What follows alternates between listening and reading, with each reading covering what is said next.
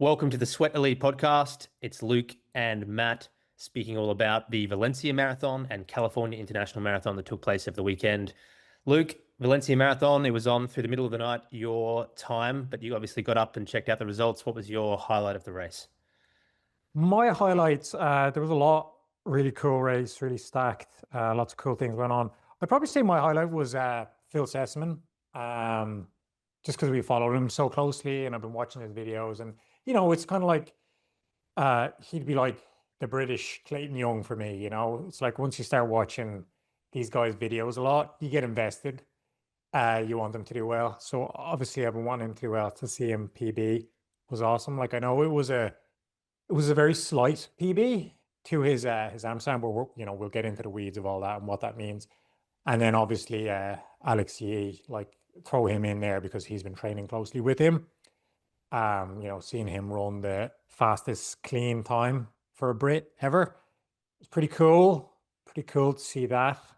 Especially, because of his background. He's not a traditional runner, not a traditional marathoner.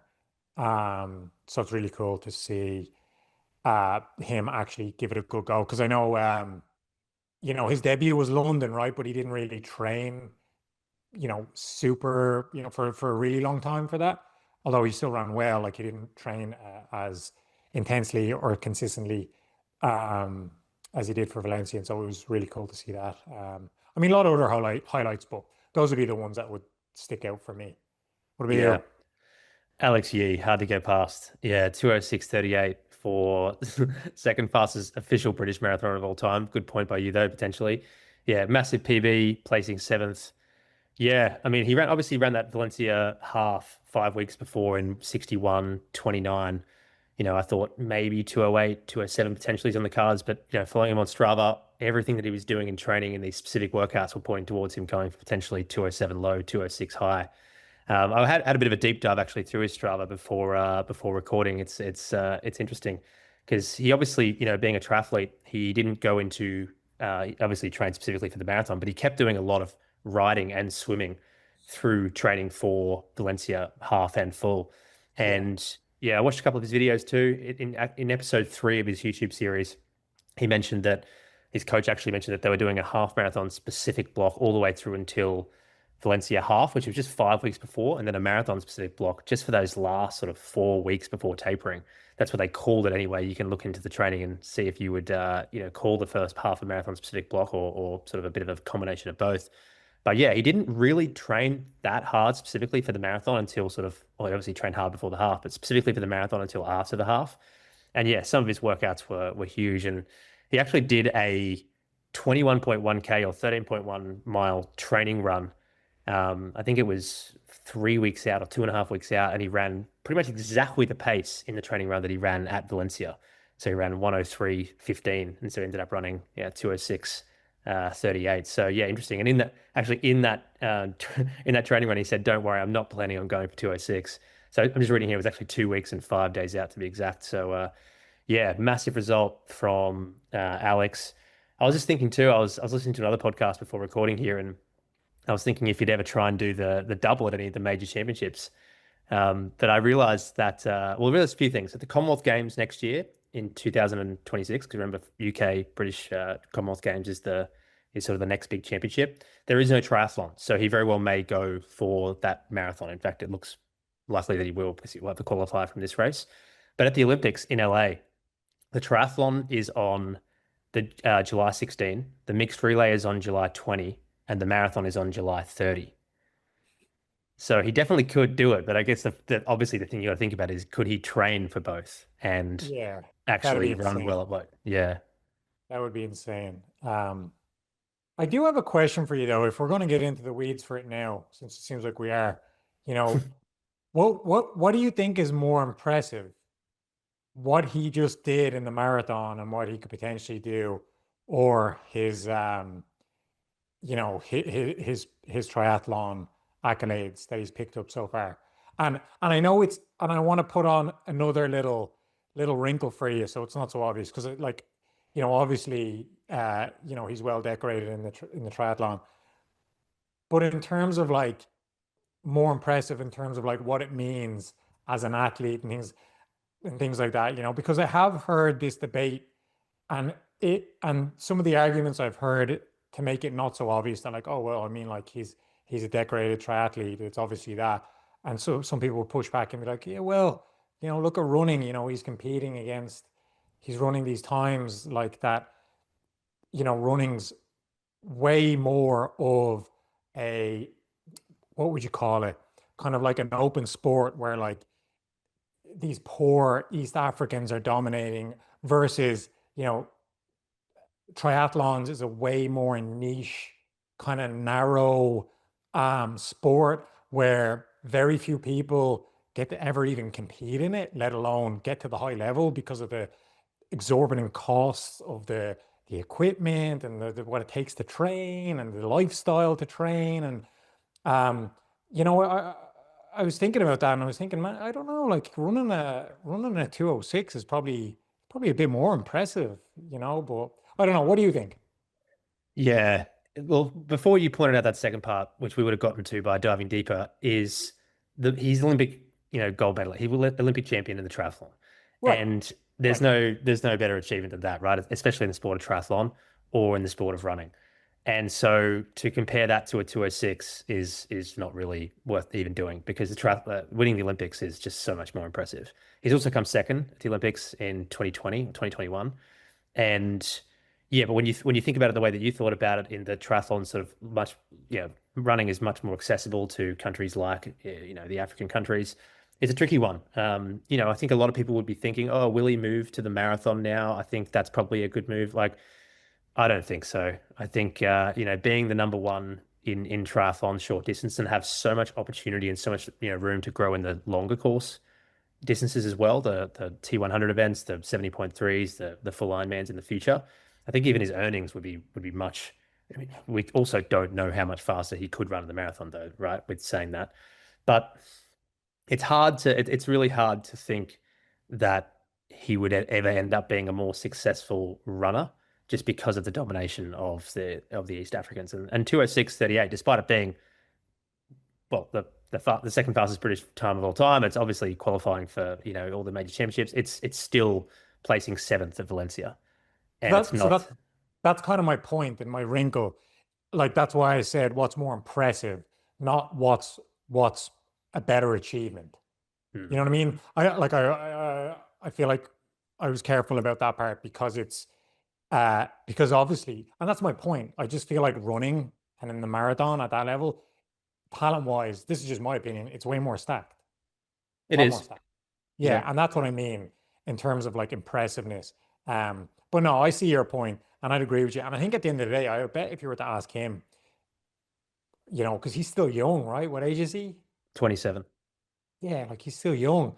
I bet if you were to ask him, his answer would probably be, "I'm just going to keep doing both. I'm going to keep doing all of it." Yeah. Right? Because he can clearly do all of it at a very insanely high level. So why not keep crushing it over at the triathlon stage, getting that money, getting all those, whatever he is, and then getting over now that he's definitely got himself, he already has a good name anyway before he even ran London.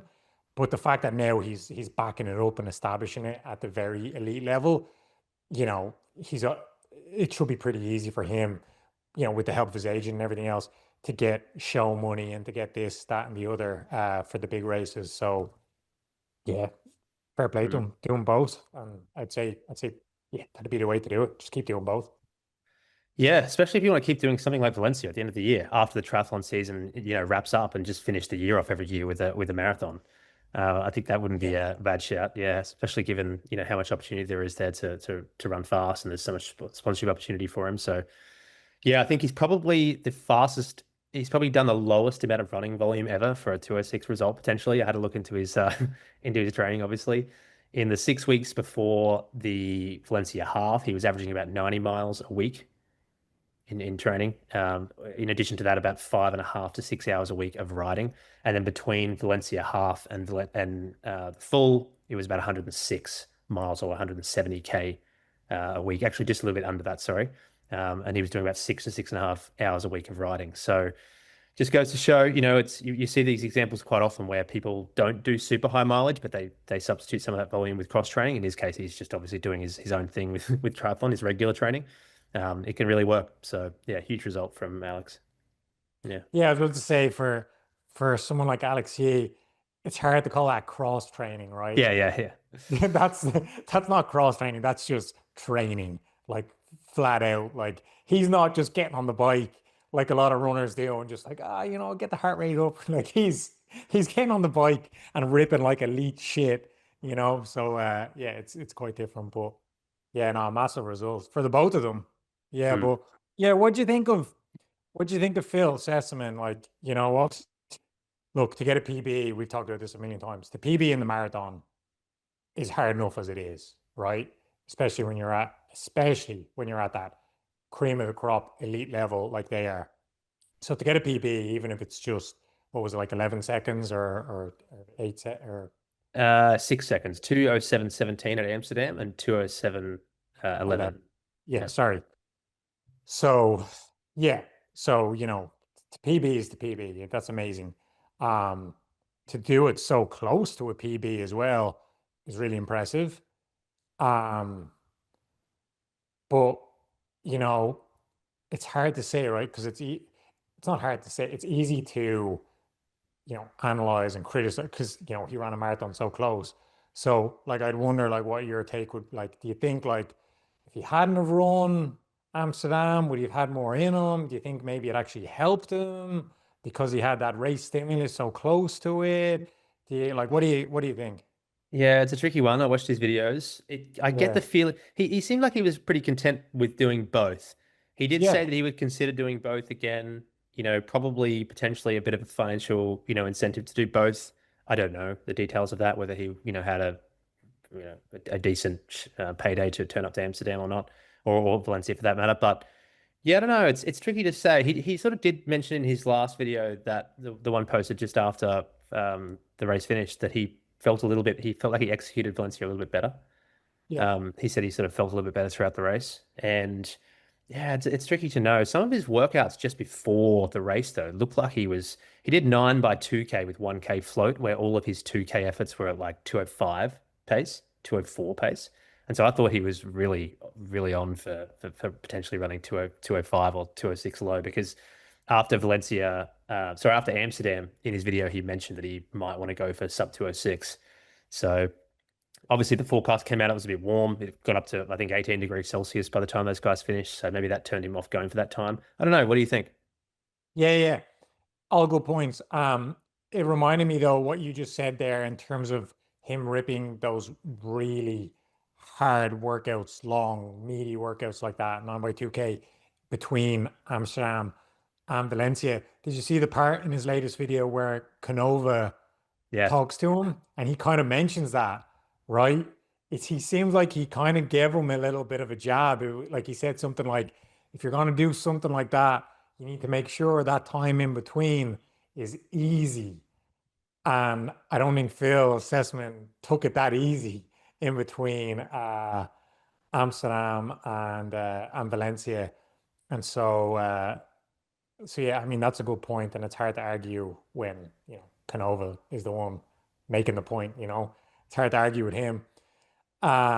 So yeah, that's an interesting point as well. That maybe he did kind of push a bit too hard in between the two marathons.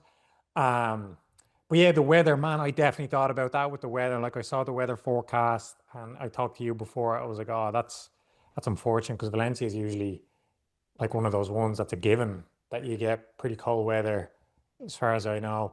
And then I watched the video and like they were all sweating, Mm. like in the videos, and like you don't want to be sweating in a marathon. You want to be fucking cold, like cold weather. So yeah, I mean, I mean, at the end of the day, like his splits, I like he puts his splits on. I know it's Coros, so it's a bit different. I think that's like his GPS splits that he puts on his video, just because of the sponsorship with Coros and whatever. But either way, if they're off, then they're consistently off. Do you know what I mean? Like the Mm. splits were all pretty damn even. Like he was running like 15:05 their, give or take a second or two either way, for each 5K, pretty much bang on from start to finish. So, it's hard to argue with that, pretty damn good pacing, pretty even pacing. Even when that group kind of got away from him, at like, what was it, like 35? 35K. Yeah. He still, when that group got away from him, the chorus split hadn't come up yet. And I was like, oh man, this must be like a fall off. And then the 5K split was pretty much the exact same. I was like, oh, he's just like staying, just right there in the pocket, just keep splitting, boom, boom, even. So yeah, pretty good race. It's really hard to kind of find faults in anything really Mm. in his I don't race. think I don't think he slowed down too much at that 35K. I think the group surged because Yeah, you've they seen just Alex surged. you've seen Mm, Alex Hughes splits, right? His 35 to 40K was like his yeah. fastest 5K. I think it was Mm, 14:48 or 14:49 within a couple of seconds of that. And then he ended yeah. up running like 2:52, 2:53 through to the finish, which is like 4:35 pace in the last mile. So yeah, he seems like he might even have more in him. If you can finish like that, it does potentially indicate that you might have a little bit more in you. But yeah, awesome rate. We haven't even touched on the top top three men and women. We'll quickly go through them. Although we don't have to talk too much about them because people would have already seen it. But yeah, John Correa 2:02:24. Amanol Petros national record 2:04:03 German national record. So he took almost a minute off his best, and Awel Kibrak in third 2:04:24. And oh, actually, I've got a good question for you off the back of the first place female, Jocelyn Jepkoskai, 2:14:00 course record. Paced all the way by a male. Any, what do you think about that? I don't know if that's, do you think you very rarely see that. You often see males pacing, but they'll drop out at 30K. I don't know. I thought that was interesting. Yeah. Yeah, that's a good point. I mean, I don't know. Like it's a weird one. Like I always think pacing in general is a weird one. I've always thought that. Like I know it's so common, and so someone like you and people that are like, embedded in the sport for years and years and years, it's common. But the first time I saw that, it was at the Houston Marathon, and I did the half, and like Carl like paced Kira the first time I did that. It was that year, and he paced her to an American record at the time. And I thought that was so weird, being out, an outsider. And I was like, is that not like, that was my first instinct was like, is that not like cheating? Like, it's like, she's a Yeah. woman. And do you know what I mean? And then, especially a woman, it's like, I don't like, it's like women, they want to be proud of their achievements, and then they're getting a man to help. Do you know what I mean? It's like really anti kind of like, I don't want to go down that road too much, but it seems like really anti-feminist, really, and it's like woman record paced by a whole bunch of men, and yeah, I always find it weird. But I get your point more specifically, like for him to go all the way. Um, I don't know. Like I've seen it at Chicago a few times. Like the Pacers take the women like all the way to that, that little hill that's like right at the end, and then they just let the woman. So that's basically all the way as That's true. well. Hmm. Um, so yeah, I mean, if you don't have a problem with pacing, then who cares? But I've always had a problem with it. I always think it's weird. Hmm. Like even on the men's side, I think it's weird, and clearly it's a massive advantage because whenever you see these women, especially men too, but running championship style races, even if the course is a decent course and decent weather, the time is just night and day, Yeah. and so it's yeah, I don't know. I always thought it was weird, but yeah, it's funny that you brought that up.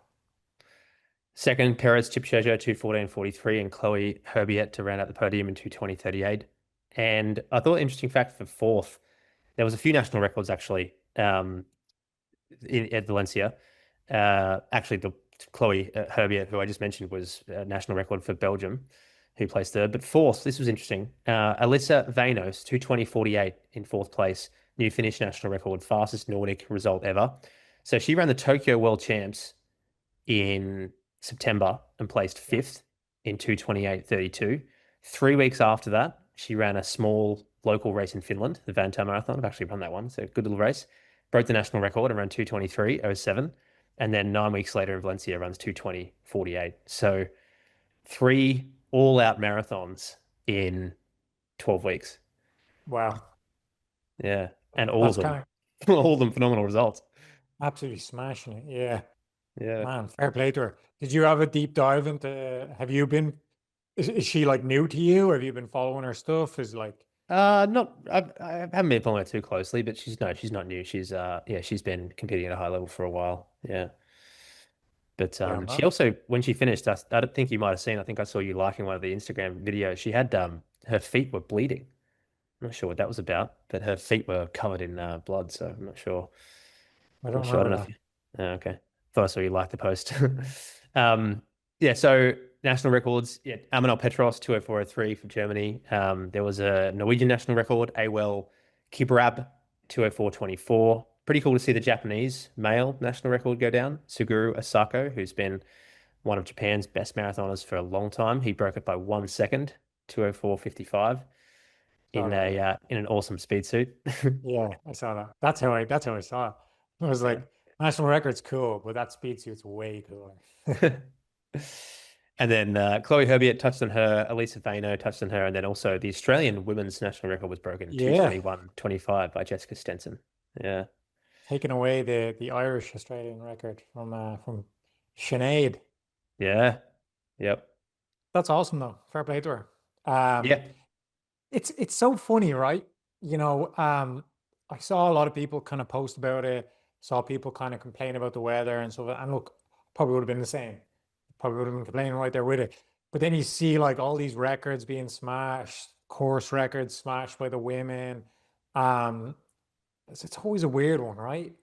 When you get days like this where it's like there's so many people complaining about the weather, and then you still see so many fast times. Like it's you know, it's not like a Berlin or like a New York like 2 or 3 years ago where it's just like a bloody war zone because of how horrible the weather is. But it's like, yeah, it's a weird one. Like it's just like I right think at the this, cusp. yeah, this is one of those ones where for people that are heavy sweaters or find the heat difficult, you're going to find it difficult. But for people Yeah, that don't find the heat difficult and that do pretty well in warmer weather, it's completely fine and obviously, good enough for national records. So exactly. I think it was like 17 or 18 degrees around the time that these elite runners were finishing. So in Fahrenheit, that's like 63, 64. So it's not Yeah. crazy. And I don't think humidity was super high either. So Okay. Okay. yeah. Yeah. Yeah. 63. I definitely would have been complaining in a marathon. Yeah. Oh, we would have been complaining. Oh yeah. Yeah. Ran to Nice. Japan. Jake Yeah. Barraclough. Yeah. Yeah. We talked a little bit about him. Watched his videos, watched his last one, especially. I was rooting Um, for him. I was rooting for him. I was really hoping that he was going to do yeah, we well all here, were. but yeah. We all were. We all were.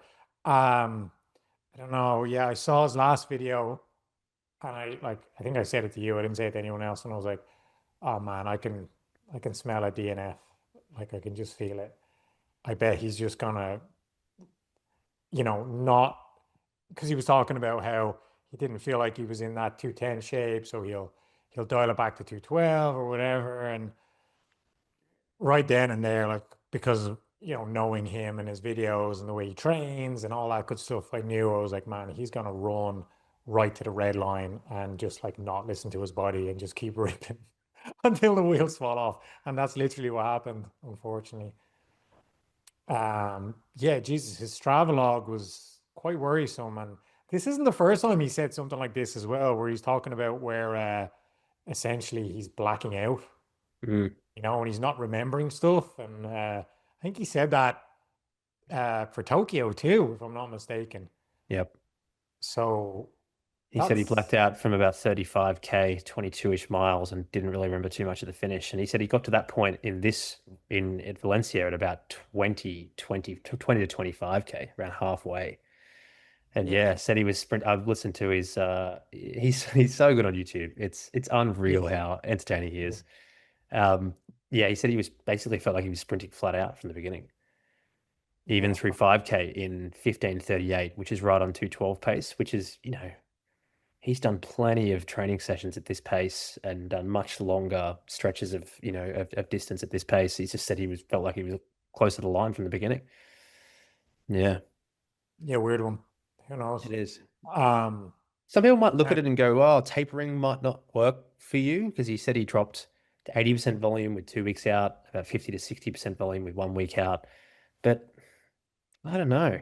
It's a weird one. I think we were talking about this yesterday. I just think like we love the guy. Don't like we're not. But this is no criticism, but I think he just doesn't seem like he's quite fast enough to run 211, like as in pure speed.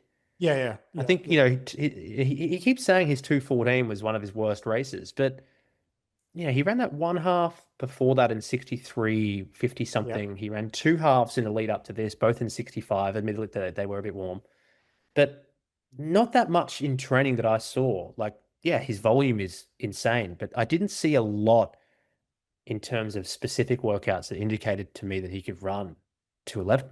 It all sort of indicated that he could run 213 or 214, yeah, So I don't know. It's a tough one. yep. Yeah, tough to say, but I think you're probably right. Like at the end of the day, people will easily attempt to criticize, his train harder, not smarter method, but I don't think that's it. I really do think I think he has that down. Like Mm, he's built for that and he's grand. I think it's where you're going, the top end speed, kind of just not being there to bridge the gap. Um, yeah, I think you're right. I think you're more on the money with that. mm. If he was to just It'd be interesting, if he was to dial back on the mileage and just, really commit to the 5K and stuff like that and just really rip the legs off himself and just, get that top end speed, way, way up, push that ceiling way up. Um, and then for someone like him with his insane lifetime mileage, then it'd just be, a piece of piss to just take that turnover and then start ramping it up for another marathon. I Yeah, think. I really wonder. Obviously, it would go against his entire YouTube Yeah, content exactly. strategy, but Exactly. it would be cool to see him do 3 or 4 months of maybe like, I don't know, I would keep the volume at a decent level, maybe like 160 to 180K, close to 100 miles, but do a workout or two, maybe even two a week where you're running like mile pace. It's 400s in like 62, 61. I don't think he does too much of that sort of stuff. He's usually at like 60. I think he might finish the workouts at close to that, but he's typically hitting, much slower times than that. And then also like very fast hill sprints and really make sure those sessions are really high quality. And that can only really be done by reducing the volume around it, right? And then he could probably just take like a 6 week marathon specific block, or maybe even like 5 weeks of going right up to like 250K for 3 or 4 weeks and then race. I think that might be a good, I don't know. Who knows? He has said in I some think of his it, videos that he doesn't think speed work helps him, but at the same time, I don't know. I haven't really seen him have a good go at it. yeah, I think it helps everyone. Yeah. I'm sure it'll help him. But I think you're right though. He's built his brand so much now around that insane high mileage that it'd be counterintuitive, for the Yeah. brand and for the channel and stuff. So I get it. He does have to pay the bills. That's like his job, the YouTube stuff, right? So I get it. Mm. Anyone else that you we saw Cole Gibbons. I don't know. I'm a fan of Cole. I like his stuff. He had a Me too. bit of a bad run, 2:42:24. I watched his last couple of videos leading in, and his A goal was sub 2:22. His B goal was sub 2:24. C goal was sub 2:26.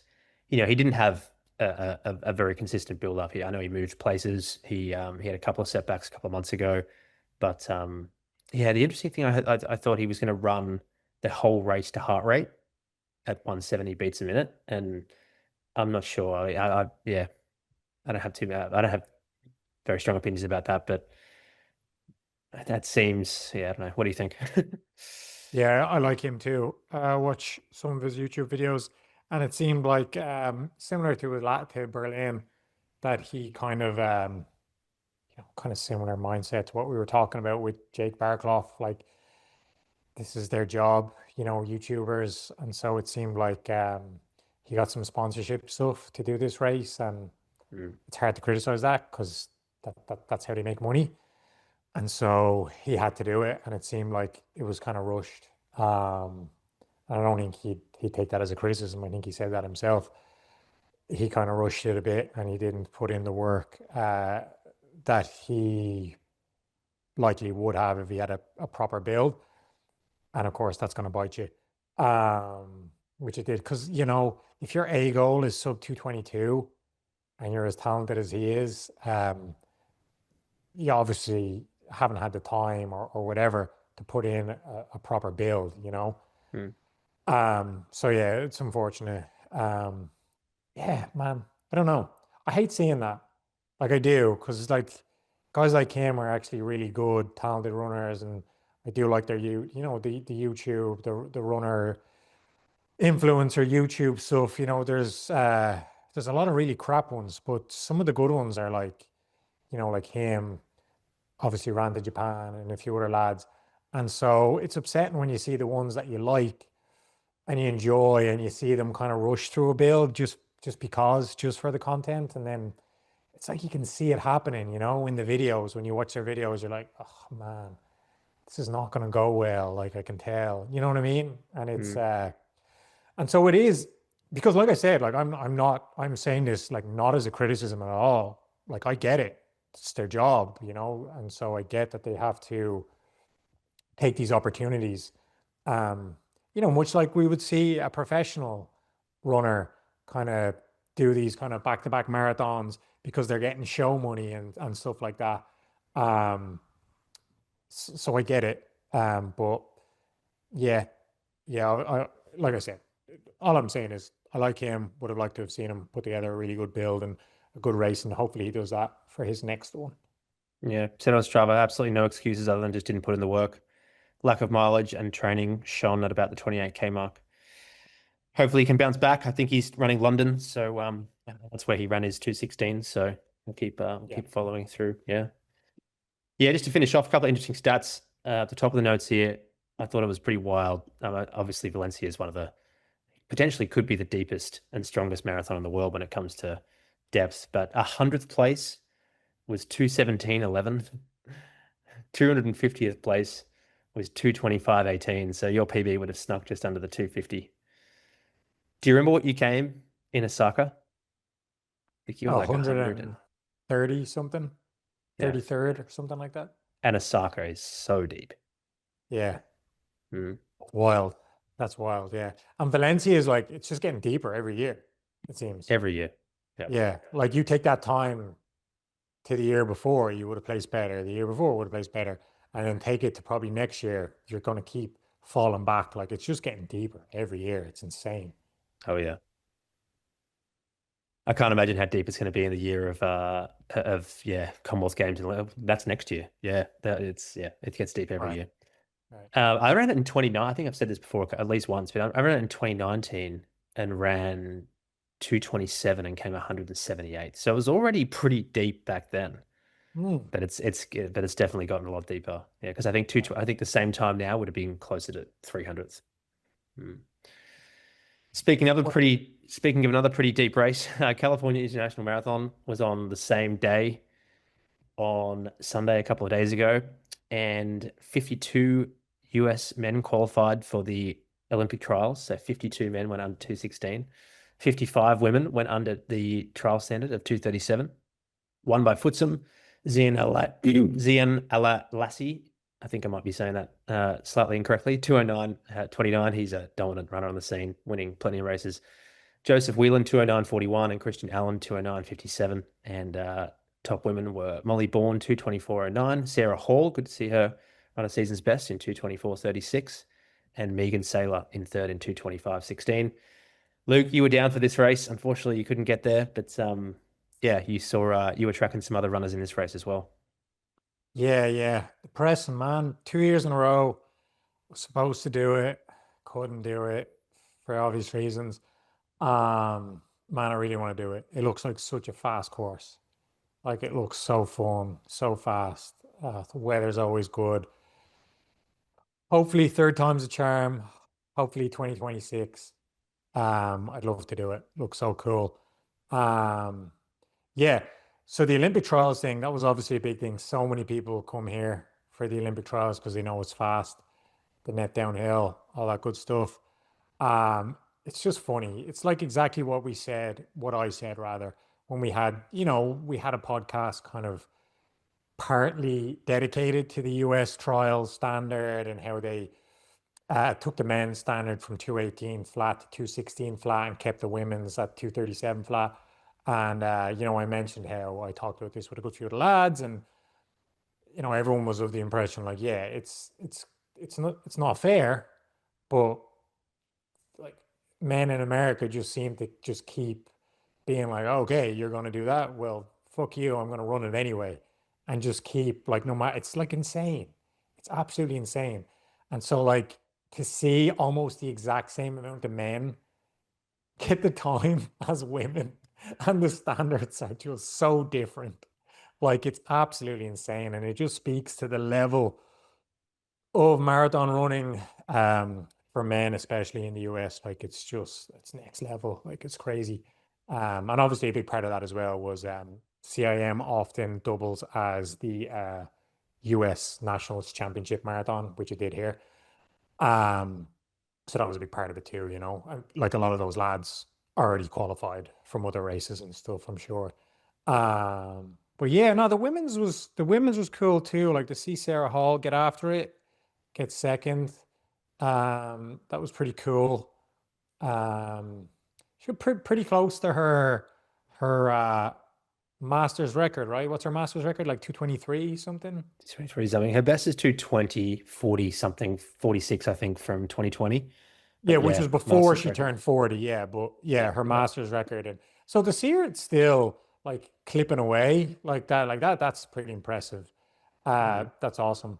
And then Megan Saylor, I didn't realize she's the Adidas runner that proudly, and I'll say this proudly, uh, me and a few lads basically paced her. There was like four lads in a group, and she was the only female, and it was like windy. I remember this, so I talked about it in the podcast. It was so windy, and she's like this tiny little woman, and we were all the I think it was four lads. The four of us were like, I was like one of the shortest men in that group. We were all like 6 foot plus, and like there was a stage where like the headwind was crazy, and like literally just said to her, Megan Saylor, like, here, just tuck in behind us and you'll be grand. And like just essentially took her to whatever time we ran there, like 70 low. So yeah, it was cool seeing her pop up again because I haven't seen much of her since that race. So obviously that was a big race for her as well. And yeah, I had some friends running it, uh, two twins, Monica and Isabel Hebner. Yeah, they had a tough day. They so obviously, like I said, the OTQ is 237 flat for women, and they did that like in their very first marathon in the last cycle. Um, so they can do that no problem. So they wanted to run closer to like 230, like 230 XX. Um, and they were on for a while, and then it just kind of fell apart, and they both ran 237 plus, so they actually just missed out on the actual standard. They'll get the standard, no problem, eventually if they want that. But it was just, they went for kind of a meatier, kind of juicier PB, which is impressive. Um, so that was unlucky. That was hard to watch because I really like them. They're And then in their group as well, Mitch Ammons, who you know as well, like Oh seeing him yeah. run sub 215, that was awesome. I was tracking him really closely too. That was really cool seeing that. Um, Perfect splits too from Mitch. yeah, it was 67 insane. 32, 67 17 for 214 49, 37th place. So deep. But yeah, he's got an awesome story, Mitch. Recommend following him on Instagram.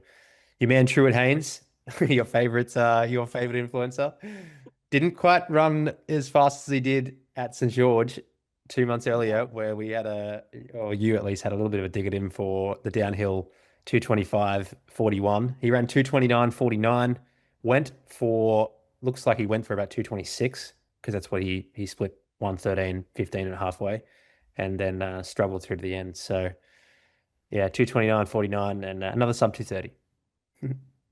Yeah. yeah, at another downhill race. It'd be cool to see him do a non-downhill race. See him get after it. Nah, look, I slag him all the time, and I don't know why.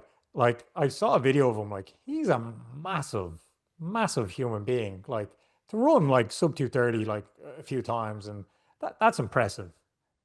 It is impressive when he's not a run. Like, he's not a runner. He's a massive He's unit not, of a lad. he's not a runner. You know Oh, what I mean? He's more like a lifter and a this and he's a that. hybrid athlete. Hybrid athlete. There, that's the word I'm looking for. Another word for not a runner. And so that's impressive. No, fair play to him. It's Uh, very impressive. it'd be more impressive to see him do some non-downhill races now, though. Hopefully, I think CIM. This is something that's debated all the time. I think it cancels. Yeah, the hills cancel out. Yeah, the fact that because there is some pretty decent rises through the first. I think it's 16 or 17 miles. Some of them are pretty tough. We spoke about this last year after I finished the podcast, the CIM, and we talked about the podcast. I found it pretty difficult. I thought it was, even though it does have a net downhill, I think it's pretty similar to a dead flat course when you just cancel out the hills. Yeah. interesting. I'll have to make my mind up. Hopefully, next year, 2026. Mm. Um, Hugo Fry. Speaking of, we're talking about all the running influencers now. Um, man, that was impressive. 2:17:52, right? That he ran in his full precision fuel and hydration suit. 'Cause that was hilarious. Um, now that was cool. And you know what's funny about that? Seeing him run a massive PB and then seeing Mitch run a massive PB, and both of them have just been ripping and running these like big ultra marathons. Hmm. I kind of made that correlation, and correlation doesn't always equal causation.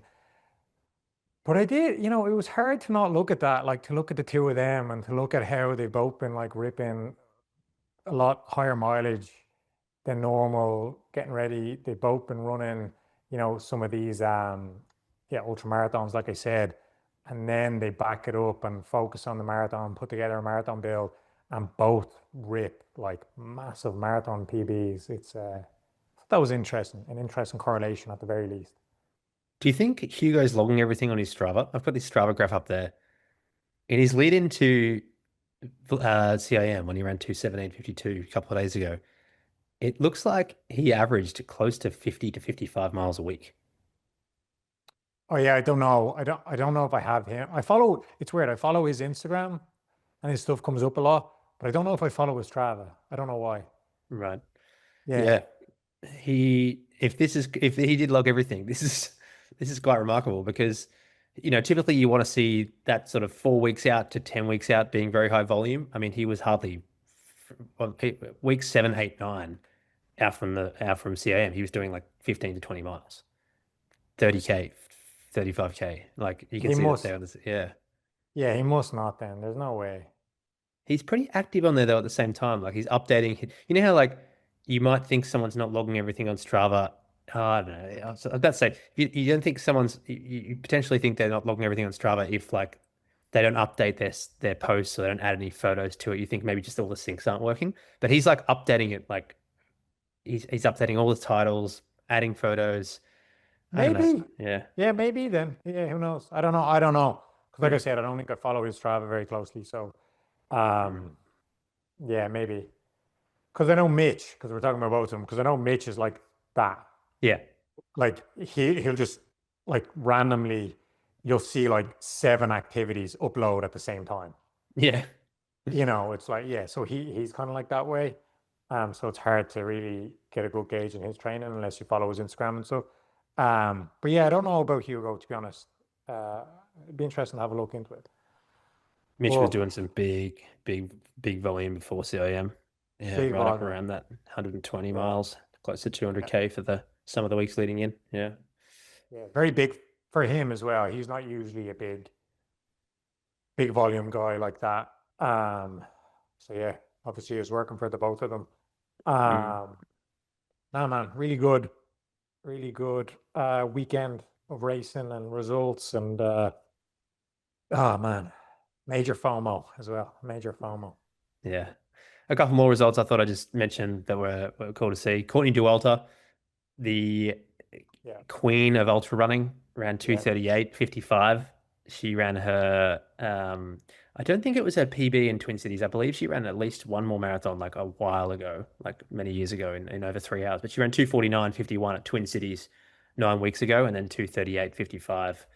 And yeah, just her Instagram is really, yeah, it's really cool. She's sort of saying how much different the training is and how she's enjoying it. And it'd be cool to see if she continues and maybe does a couple more marathons. It'd be good to see. Yeah. Adam Wood as well. He ran 2:16:52. I've been following his stuff for a while. Do you watch his channel? I do. I like it. I actually Yeah. do. Yeah, it's cool. Um, yeah, I like his stuff. It's interesting as well because I have been watching his channel, and his channel's good. I like him. Comes across really well. But he ran a big PB at Indy half, right? Just before. I think so. I can't remember the Yeah, time though. he did. I'm pretty sure he did. But from the way I was watching his videos and stuff, because I should be better about like I'll consume these guys, like I'll consume his these guys content on like YouTube and Instagram and stuff, but then I won't really I won't really go into their Strava. I don't know why. So I should have. But from watching like his YouTube and everything, um, it seemed like he was just like kind of struggling in his training. Like he'd hit splits and he'd hit some big workouts, but he was always like, "Oh man, this didn't feel great," or "Man, I had to like supposed to do 8 sets and I did six instead." And so when he smashed that half marathon, I was like, man, like I did not see that coming because he was kind of complaining a lot about like training seemed not complaining. It seemed like training was quite a strain for him. Like let's say, like things were not, like you look at the complete contrast, like Phil Sessman's content, like everything's just kind of like butter for him, right? It's like, oh, we smashed this, we smashed that, that went well, this is smooth. Whereas like in his videos, he's like, oh, that wasn't great. Oh, I have to travel here, so I have to take it down. We oh, I can't. And so I was actually surprised. But then when I saw him smash that half marathon, then it was like, oh yeah, he's probably game on for an OTQ here at Valencia, and yeah, not so far off, 52 seconds off, which, some people would say is quite a bit, but, with the right adjustments, maybe a little bit better weather or a different course, and maybe even a course at home in the US where he doesn't have to travel, um, I'm pretty sure he could get that 216 flat. Hmm. He did go for the sub. He went through the half in 107:32, which is like 2:15 low Yeah, pace. But with yeah, that said, I think being a little bit ahead of the pace that you want to run at CIM is probably a good idea with the net downhill. Yeah.